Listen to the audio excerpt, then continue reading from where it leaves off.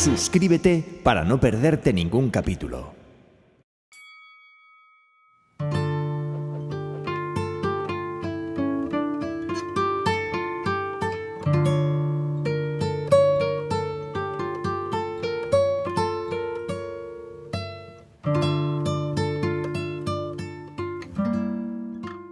La noche de difuntos me despertó a no sé qué hora el doble de las campanas. Su tañido monótono y eterno me trajo a la mente esta tradición que oí hace poco en Soria. Intenté dormir de nuevo. Imposible. Una vez aguijoneada, la imaginación es un caballo que se desboca y al que no sirve tirarle de la rienda. Por pasar el rato me decidí a escribirla, como en efecto lo hice.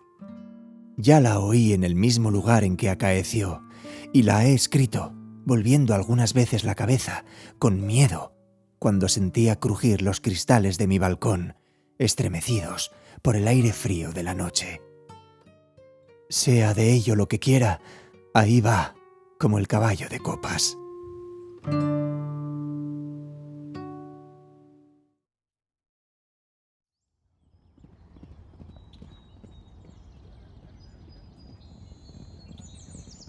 ¡Atad los perros!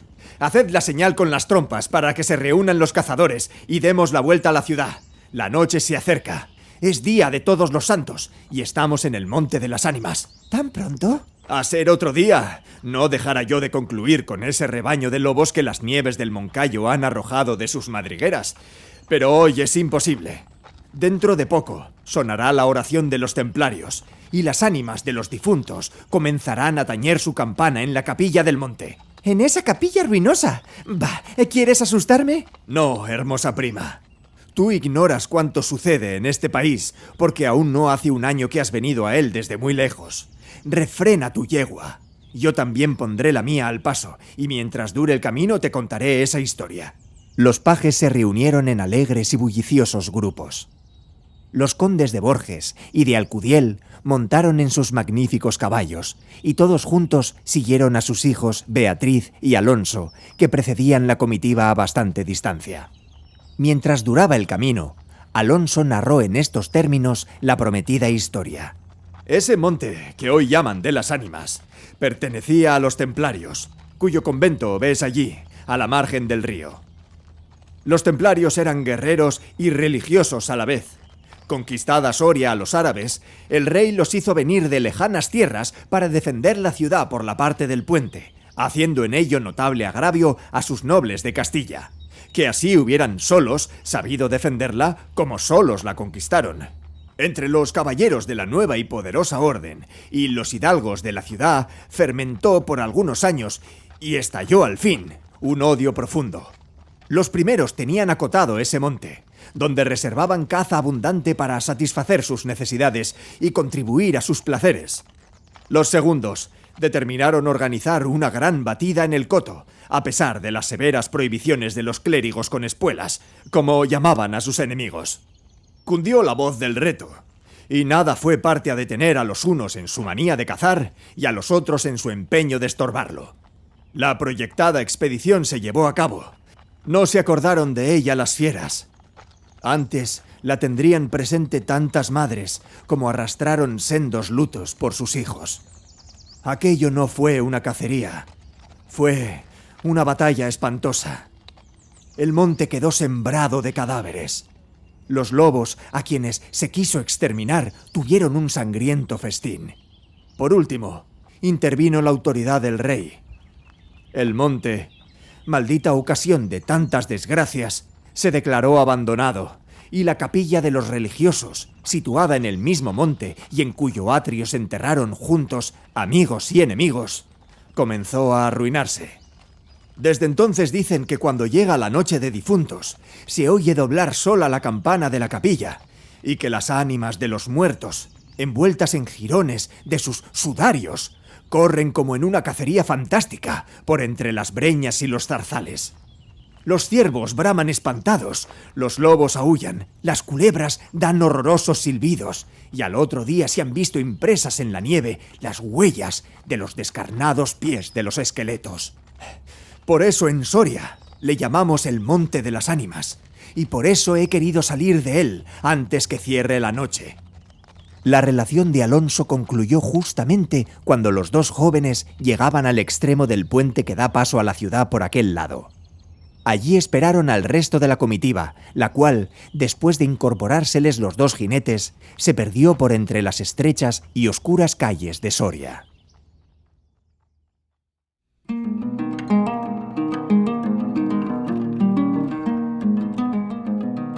Los servidores acababan de levantar los manteles. La alta chimenea gótica del palacio de los condes de Alcudiel despedía un vivo resplandor, iluminando algunos grupos de damas y caballeros que alrededor de la lumbre conversaban familiarmente, y el viento azotaba los emplomados vidrios de las ojivas del salón. Solas, dos personas parecían ajenas a la conversación general: Beatriz y Alonso. Beatriz seguía con los ojos, absorta en un vago pensamiento, los caprichos de la llama. Alonso miraba el reflejo de la hoguera chispear en las azules pupilas de Beatriz. Ambos guardaban hacía rato un profundo silencio.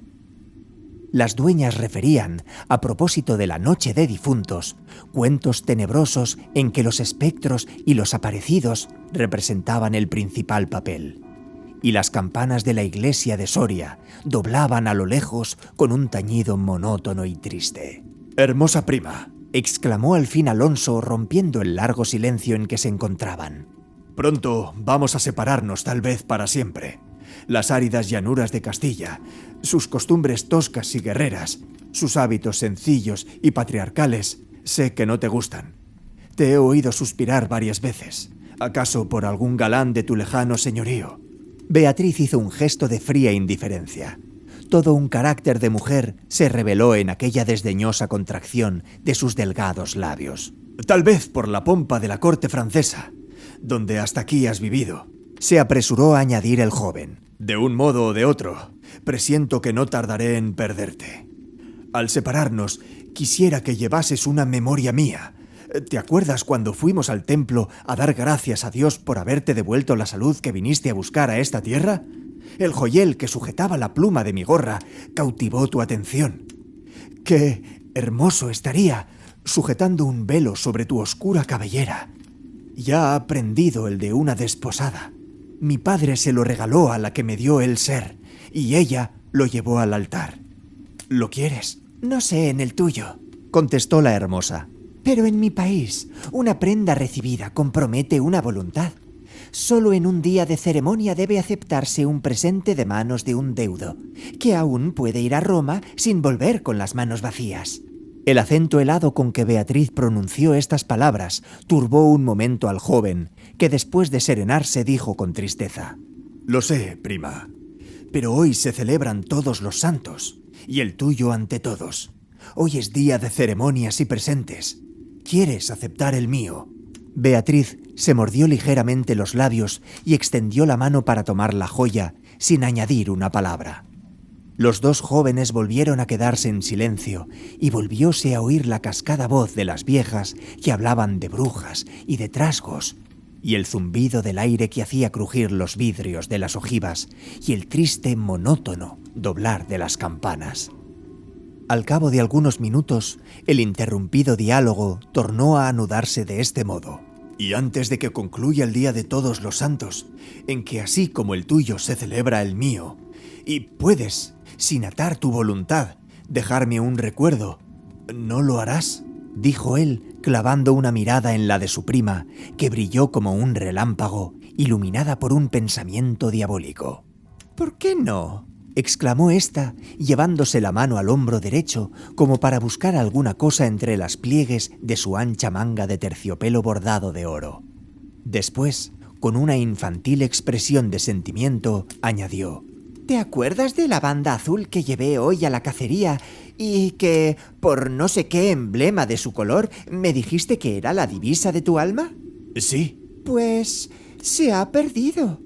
Se ha perdido y pensaba dejártela como un recuerdo». «¿Se ha perdido? ¿Y dónde?», preguntó Alonso, incorporándose de su asiento y con una indescriptible expresión de temor y esperanza. «No sé. ¿En el monte acaso? En el monte de las ánimas, murmuró palideciendo y dejándose caer sobre el sitial. en el monte de las ánimas. Luego prosiguió con voz entrecortada y sorda. Tú lo sabes, porque lo habrás oído 1000 veces. En la ciudad, en toda Castilla, me llaman el rey de los cazadores. No habiendo aún podido probar mis fuerzas en los combates, como mis ascendentes, he llevado a esta diversión, imagen de la guerra, todos los bríos de mi juventud, todo el ardor hereditario en mi raza. La alfombra que pisan tus pies son despojos de fieras que he muerto por mi mano. Yo conozco sus guaridas y sus costumbres, y he combatido con ellas de día y de noche, a pie y a caballo, solo y en batida, y nadie dirá que me ha visto huir del peligro en ninguna ocasión. Otra noche volaría por esa banda, y volaría gozoso como a una fiesta. Y, sin embargo, esta noche... ¿A qué ocultártelo? Tengo miedo. ¿Oyes? Las campanas doblan. La oración ha sonado en San Juan del Duero. Las ánimas del monte comenzarán ahora a levantar sus amarillentos cráneos de entre las malezas que cubren sus fosas. Las ánimas, cuya sola vista puede helar de horror la sangre del más valiente, tornar sus cabellos blancos o arrebatarle en el torbellino de su fantástica carrera como una hoja que arrastra el viento sin que se sepa a dónde. Mientras el joven hablaba, una sonrisa imperceptible se dibujó en los labios de Beatriz, que cuando hubo concluido exclamó con un tono indiferente, y mientras atizaba el fuego del hogar, donde saltaba y crujía la leña, arrojando chispas de 1000 colores. ¡Oh! Eso de ningún modo. ¡Qué locura! Ir ahora al monte por semejante friolera. Una noche tan oscura, noche de difuntos y cuajado el camino de lobos. Al decir esta última frase, la recargó de un modo tan especial que Alonso no pudo menos que comprender toda su amarga ironía. Movido como por un resorte, se puso de pie. Se pasó la mano por la frente como para arrancarse el miedo que estaba en su cabeza y no en su corazón, y con voz firme exclamó, dirigiéndose a la hermosa, que estaba aún inclinada sobre el hogar entreteniéndose en revolver el fuego. Adiós, Beatriz. Adiós. Hasta pronto. ¡Alonso! ¡Alonso!, dijo ésta, volviéndose con rapidez. Pero cuando quiso, o aparentó querer detenerle, el joven había desaparecido. A los pocos minutos se oyó el rumor de un caballo que se alejaba al galope. La hermosa, con una radiante expresión de orgullo satisfecho que coloreó sus mejillas, prestó atento oído a aquel rumor que se debilitaba, que se perdía, que se desvaneció por último. Las viejas, en tanto, continuaban en sus cuentos de ánimas aparecidas. El aire zumbeaba en los vidrios del balcón y las campanas de la ciudad doblaban a lo lejos.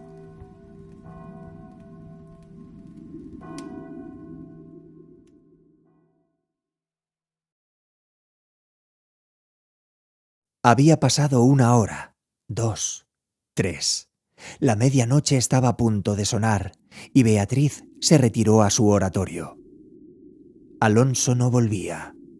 No volvía cuando en menos de 1 hora pudiera haberlo hecho. «Habrá tenido miedo», exclamó la joven cerrando su libro de oraciones y encaminándose a su lecho, después de haber intentado inútilmente murmurar algunos de los rezos que la Iglesia consagra en el día de difuntos a los que ya no existen. Después de haber apagado la lámpara y cruzado las dobles cortinas de seda, se durmió. Se durmió con un sueño inquieto, ligero, nervioso. Las 12 sonaron en el reloj del postigo. Beatriz oyó entre sueños las vibraciones de la campana, lentas, sordas, tristísimas, y entreabrió los ojos. Creía haber oído a par de ellas pronunciar su nombre, pero lejos, muy lejos, y por una voz ahogada y doliente. El viento gemía en los vidrios de la ventana. «Será el viento», dijo, y poniéndose la mano sobre el corazón, procuró tranquilizarse. Pero su corazón latía cada vez con más violencia.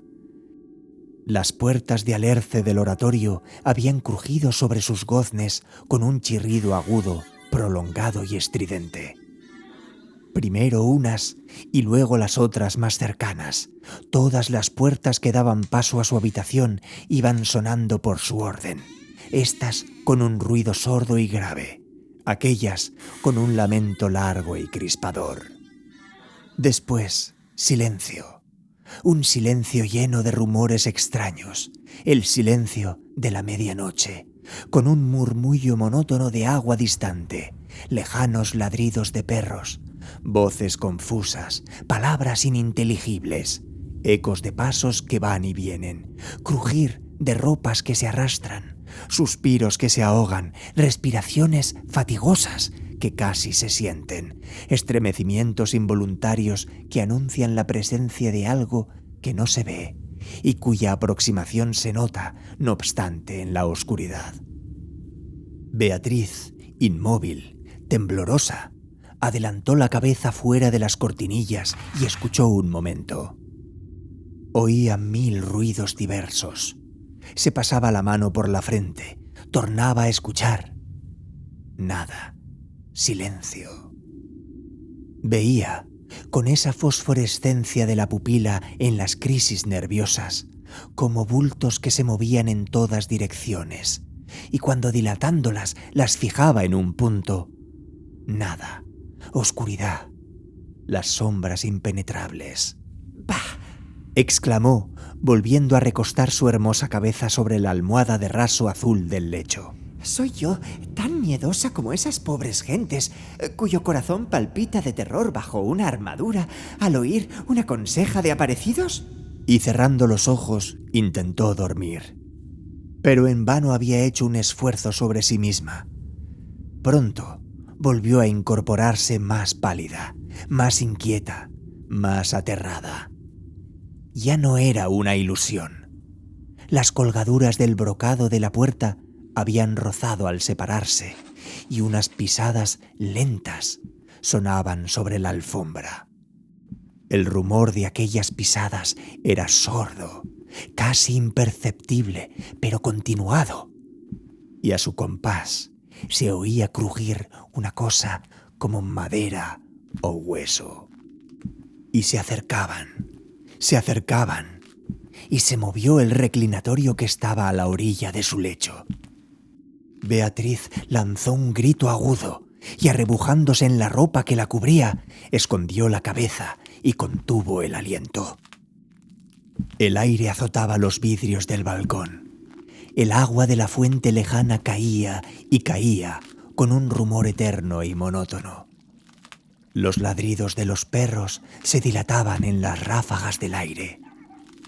Y las campanas de la ciudad de Soria, unas cerca, otras distantes, doblaban tristemente por las ánimas de los difuntos.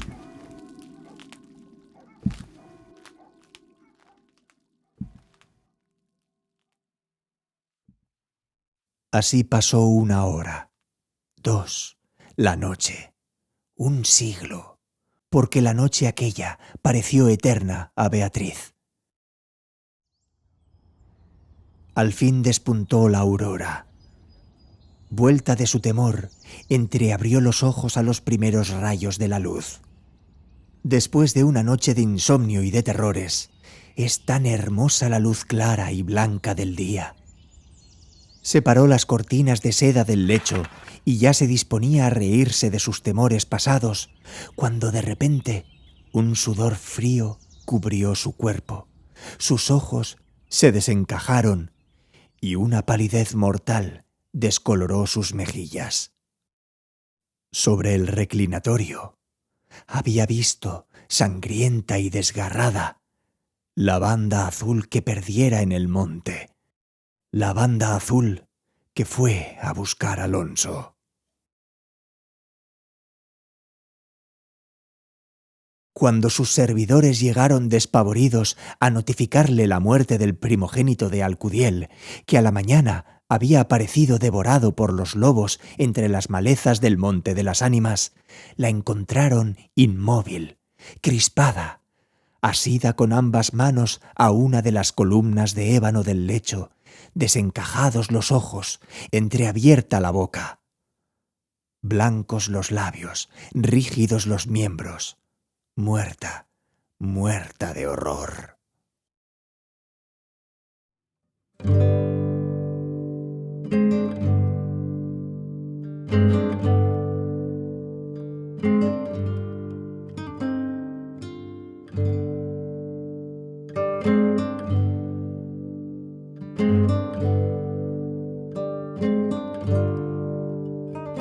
Dicen que después de acaecido este suceso, un cazador extraviado que pasó la noche de difuntos sin poder salir del Monte de las Ánimas y que al otro día, antes de morir, pudo contar lo que viera, refirió cosas horribles. Entre otras, asegura que vio a los esqueletos de los antiguos templarios y de los nobles de Soria enterrados en el atrio de la capilla, levantarse al punto de la oración con un estrépito horrible, y caballeros sobre osamentas de corceles perseguir como a una fiera a una mujer hermosa, pálida y desmelenada, que con los pies desnudos y sangrientos y arrojando gritos de horror, daba vueltas alrededor de la tumba de Alonso.